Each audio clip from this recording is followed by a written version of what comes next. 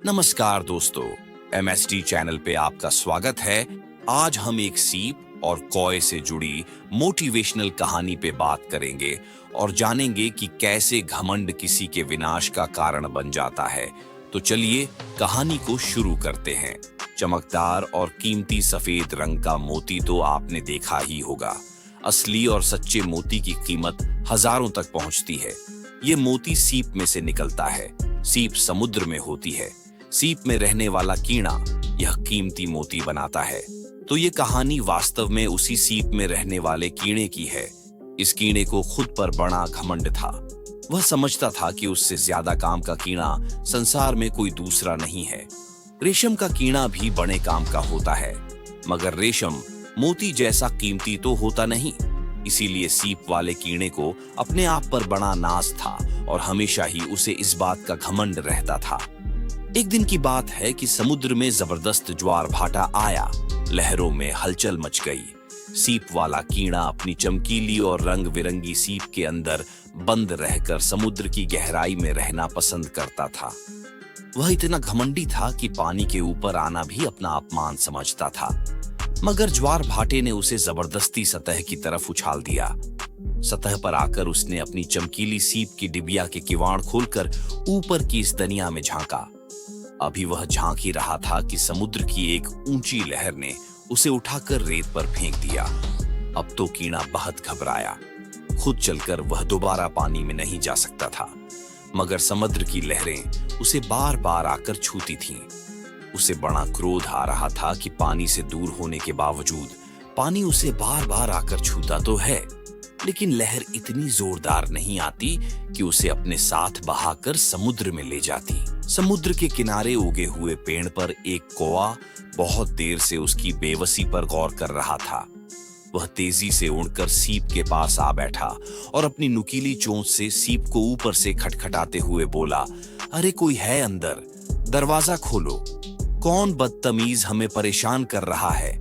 घमंडी कीड़े ने अंदर से चिल्लाकर पूछा। मैं बदतमीज नहीं हूं, सयाना कौवा, दरवाजा खोलकर बाहर तो आओ। क्यों आऊं बाहर? जरा बातें करेंगे और क्या, कौए ने प्यार भरी आवाज में उत्तर दिया।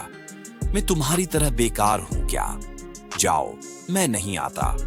मैं इस समय एक मोती बनाने में जुटा हूं, और फिर तुम जैसे काले कलूटे जानवर से बातें करना मैं अपनी शान के खिलाफ समझता हूं। कीड़े ने गर्व भरी आवाज में उत्तर दिया। ओहो ये नखरे, कौवा हंसा।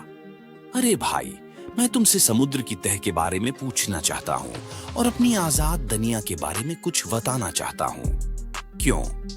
इसलिए कि मुझे साइंस में दिलचस्पी है।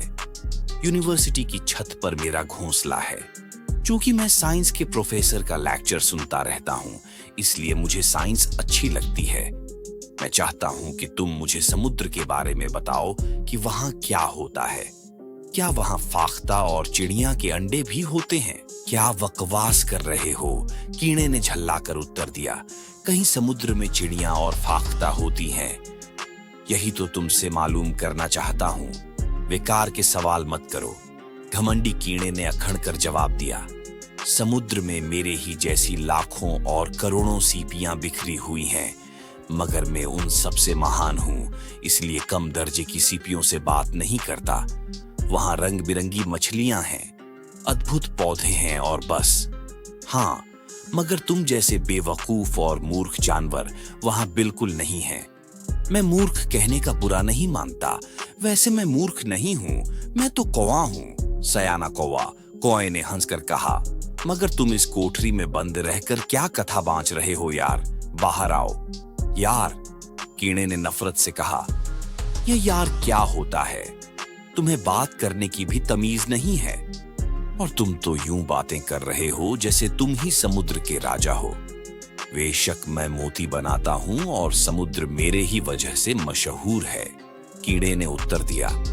फिर तो मैं तुम्हें जरूर देखूंगा, कौए ने कहा लगाया। ऐसी अद्भुत चीज तो मैंने आज तक नहीं देखी। तुम मुझे चीज कहते हो, मैं मोती बनाने वाला कीड़ा हूं, सीप का कीड़ा। वही सही, मगर हे महाराज, बाहर तो आइए, दर्शन तो दीजिए, कौए ने मजाक उड़ाया। नहीं नहीं नहीं, दरवाजा नहीं खुल सकता, मैं मोती बनाने में जुटा हूं। मोती फिर बना लेना, दरवाजा तो खोलो, मैं मामूली सा गरीब कौआ। तुम जैसे कीमती मोती बनाने वाले बड़े कीड़े को देखना चाहता हूं। मैं मोती भी देखूंगा। मैंने आज तक मोती नहीं देखा। कह दिया एक बार कि दरवाजा नहीं खुल सकता।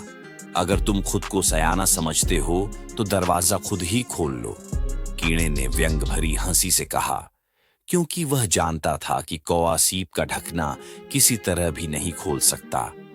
अच्छा यह बात है, कौए ने क्रोध से कहा, मैं तुम्हें अपना सयानापन दिखाता हूं।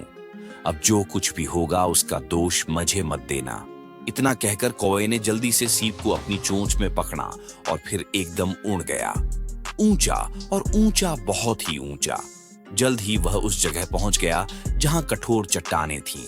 उड़ते उड़ते उसने बड़ी ऊंचाई से ताककर वह सीप एक चट्टान पर फेंक दी और फौरन नीचे उतरने लगा।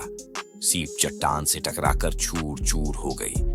कौए ने सबसे पहले तो जल्दी से मोती बनाने वाले कीड़े को अपनी चोंच में दबाया और फिर एक झटके के साथ उसे निगल गया और उसके बाद मोती को देखा जो लुढ़कता हुआ जमीन की ओर जा रहा था।